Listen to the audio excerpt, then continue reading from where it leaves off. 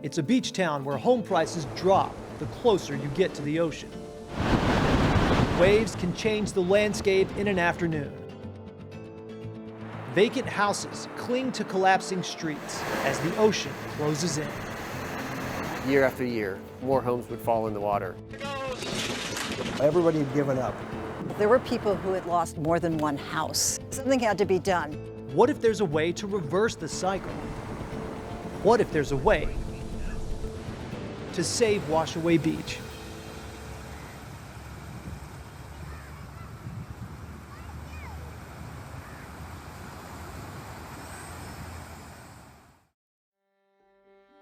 North Cove faces the Pacific Ocean to the west and Willapa Bay to the south on Washington's southern coast. It's a cranberry town and coastal getaway cursed with the most aggressive erosion anywhere on the west coast. Winter storms and king tides frequently cut through 100 feet of beach a year. Powerful waves strip away the sand, the soil bank, the roads, and the neighborhoods. It's been happening a long time, and efforts to halt the erosion have been largely unsuccessful. The ocean moved inland about 2,000 feet between 1989 and 2013. But a new approach, borrowed from Mother Nature, is showing real promise in the fight to save the sand, the houses, and the cranberries at Washaway Beach. North Cove was founded in 1884 when Washington was still a territory. Early on, it was known for an important lighthouse and a rescue station run by the U.S. Life Saving Service, a forerunner of the Coast Guard. Over time, the community grew, developing clam canneries and a thriving cranberry industry. If you bought fresh cranberries at a grocery store in the western United States, they may have come from here. Each winter, powerful storms attack the North Pacific, whipping up huge waves. 60-mile-an-hour winds, sometimes combined with the king tide, can have devastating results. With powerful near-shore currents and strong tides, the region is known for shifting sands and winter erosion. But historically, the sand stripped from beaches by winter storms was replenished by different currents in the summer. That changed around the turn of the 20th century. The rebuilding cycle was interrupted, but the erosion never stopped. The reasons are complex. Natural channel migration cycles are involved, but some researchers think the construction of jetties and dams in other locations may also be connected to the disruption by altering ocean currents and the amount of river sediment entering the ocean. By the mid-20th century, North Cove was a fraction of its original size.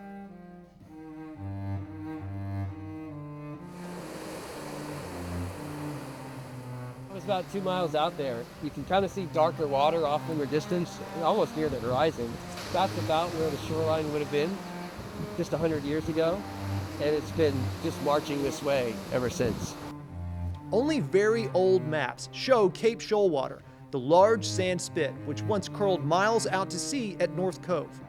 Around 4 square miles of land and 640 of the original 766 parcels have reportedly been lost in North Cove over time. The lighthouse fell in 1940.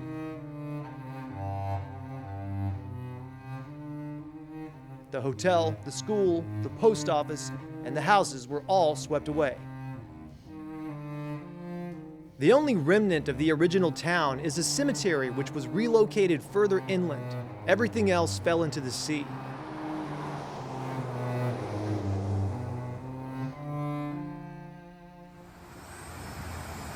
The residents have been fighting to save North Cove for a century as the ocean pushes further inland every year.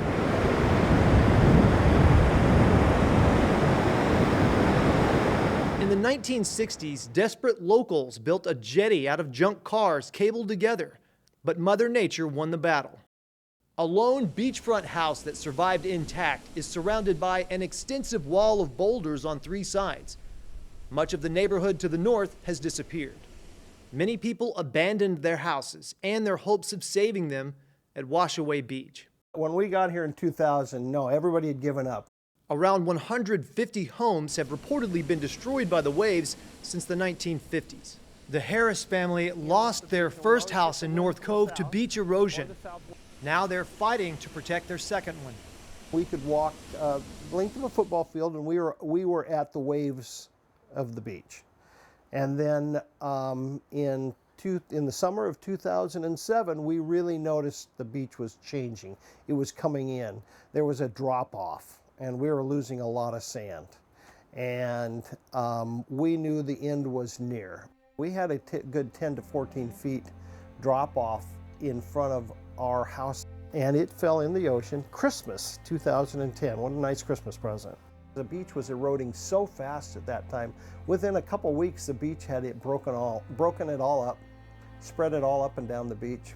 As the erosion marches on, the ocean threatens Highway 105, the main road in and out of North Cove, and the cranberry farms beyond it. This was a residential area. So behind me was rows of homes on each side of this point.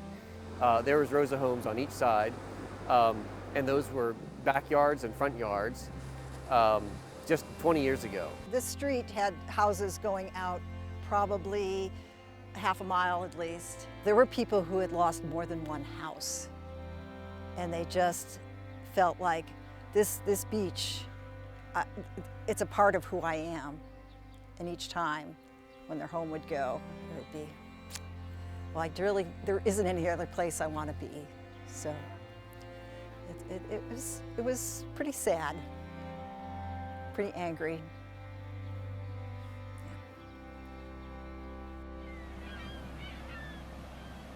But in the last several years, a new approach has not only slowed the sand loss in North Cove, parts of Washaway Beach are actually growing back. A combination of rocks, logs, dune grass, and determination is showing promise where so many other strategies have failed. It's also raising hopes that it might just be possible to save a beach many thought was doomed for sure. Up till 2018, when this project was built, we were actually seeing homes on the edge, and we would see a lot of debris on the beach.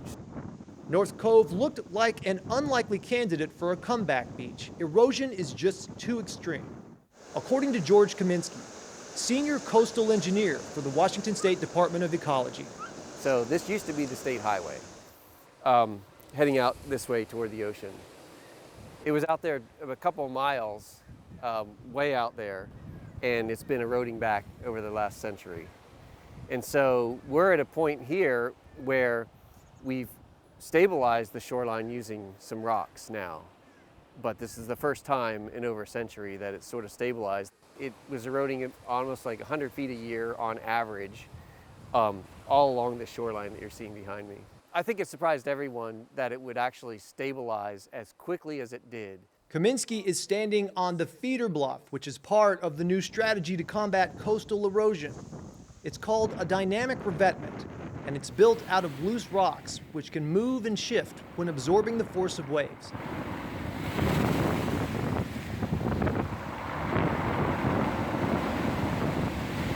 These pebble berms are positioned to take some of the punch out of big winter swells and protect the upper boundary of the beach. Unlike a fixed seawall, which may protect a house while the beach disappears, the dynamic revetment catches sand to help rebuild the beach. And what happens is that waves are carrying sand with it from the beach, and the sand drops out and builds the beach up.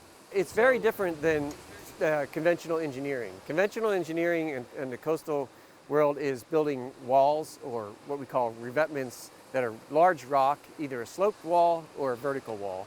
And so it's very different because when there's a wall, we're reflecting energy and scouring sand and taking it offshore. When we have a sloped surface that has a lot of porosity, like the cobbles and gravel, and is also dynamic, it uses up a lot of that wave energy and then builds up sand layers on top of it. The idea came from a local, third-generation cranberry farmer, drainage ditch commissioner, and mathematician David Cottrell. Cottrell observed that some of the beaches further north, which are naturally covered with pebbles, seemed resilient to erosion, even though they too are pounded by powerful Pacific waves. So what we've done, we've taken a page out of nature's book for shoreline defense. If you go up on the Olympic Peninsula, you'll see that all along the bank there are rock cobbles. The release of updated erosion predictions sparked talk of relocating Highway 105, the loss of the main road in and out of town, and the cranberry farms beyond it could have signaled the end for North Cove. David Cottrell and his wife, Connie Allen, took a gamble and put his cobble theory to the test. Something had to be done because if the water reached the mouth of the ditch, it was going to breach the tide gates, which are underneath the highway, and probably compromise the highway and, of course, flood all the cranberry bogs that his family had been farming for 3 generations, and livelihood of many people here. The couple dumped hundreds of dollars worth of rock on the beach, 14 feet below the lip of a broken street, overlooking the beach from a half-eaten neighborhood. We started the end of 2017 and talked to the county about, hey, can we put rock at the end of each of the road ends? And they didn't get back to us, but they didn't say no, so we did. And Whipple here is the first place that we dropped 24 cubic yards of rock at the end of 2017, and proceeded to do 10 places in that winter storm season. It worked. And then by that time there was support from the state government, from the Conservation District, to make it possible to do the permitting, to do the entire area, and the funding as well. So that's what kind of got this all put together. But from that time, we haven't lost any houses.